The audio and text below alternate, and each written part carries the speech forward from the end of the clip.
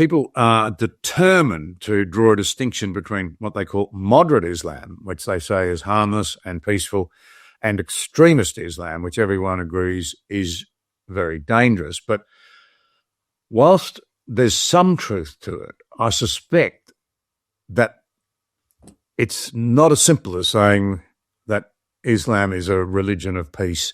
Islam is not a religion of peace. Islam is a religion of conquest. So Muhammad was first and foremost and is remembered as a conqueror. He's the one who not only wrote, by his own account in his biography, he says God spoke to him through the angel Jibril or Gabriel.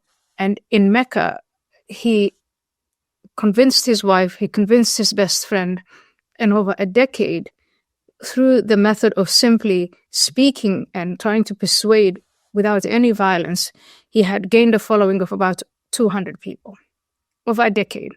Then he went to Medina, established a militia, and went back to conquer, to attack Mecca, the Meccans who had rejected his message.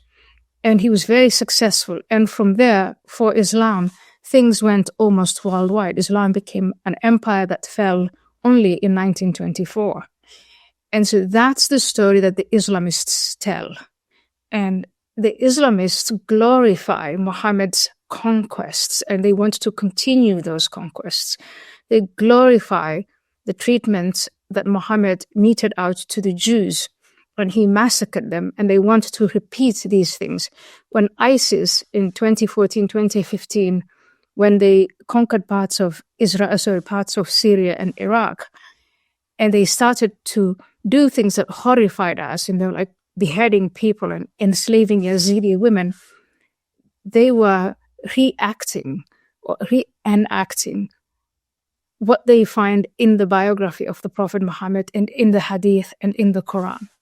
And so that's where things are at. And you can stick your head in the sand as long as you want. You can pretend you don't know this as long as you want, but that is a fact. That's the case.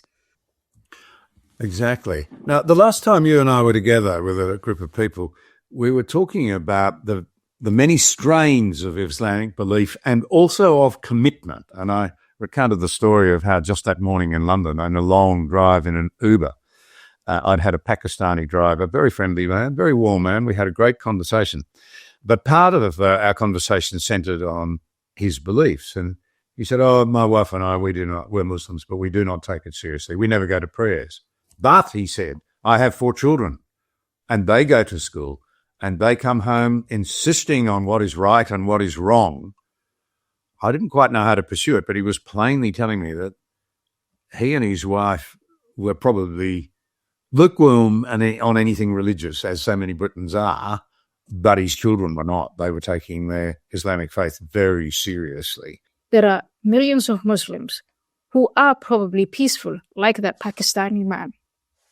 But when their children go to the mosque or the Muslim center or any kind of place where this Islamist ideology is being disseminated, the Islam they learn is the Islam of conquest. And I think the more we pretend we don't know this and that, it's not happening in Australia, it's not happening in England, it's not happening in America, the more we put ourselves, in a position of not just defensiveness, but weakness, and make ourselves prey to conquest.